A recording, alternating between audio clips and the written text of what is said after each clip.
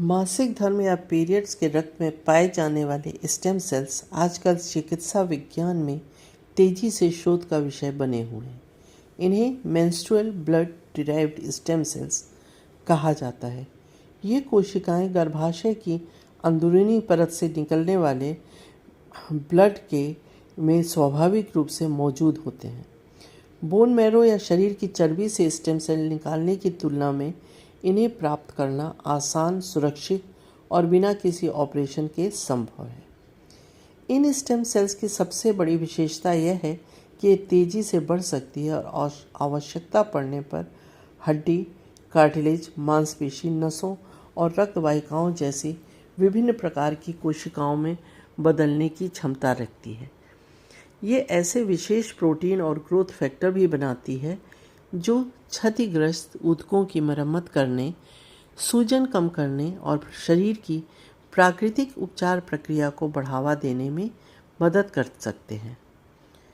वैज्ञानिक अध्ययनों के अनुसार इन स्टेम सेल्स का उपयोग भविष्य में दिल के दौरे के बाद हृदय की मरम्मत, घाव भरने, रीढ़ की हड्डी की चोट के बाद नसों की मरम्मत, ऑटो इम्यून रोगों में सूजन कम करने और ऑस्टियोआर्थराइटिस में कार्टिलेज को पुनः बनाने जैसी स्थितियों में किया जा सकता है। इसके अलावा मधुमेह, स्ट्रोक, लीवर रोग और प्रजनन संबंधी समस्याओं में भी इनके उपयोग पर शोध चल रहा है। हालांकि इनमें से अधिकांश उपचार अभी क्लिनिकल परीक्षण के चरण में हैं और सामान्य चिकित्सा का हिस्सा नहीं बने हैं। इन स्टेम सेल्स का एक बड़ा लाभ यह है कि इन्हें हर महीने आसानी से और बिना दर्द के प्राप्त किया जा सकता है। इसलिए भविष्य के शोध और संभावित उपचारों के लिए एक महत्वपूर्ण और नवीकरणीय स्रोत माने जाते हैं।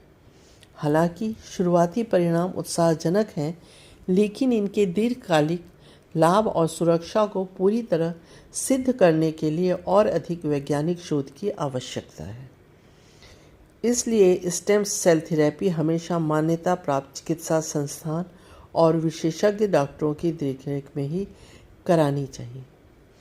आज मासिक धर्म के रक्त को केवल शरीर का अपशिष्ट नहीं माना जाता, बल्कि इसे स्टेम सेल्स का एक मूल्यवान स्रोत समझा जा रहा है, जो भविष्य में रीजेनरेटिव मेडिसिन और पर्सनलाइज्ड मेडिसिन के क्षेत्र में नई संभावनाएं खोल सकता है। धन्यवाद।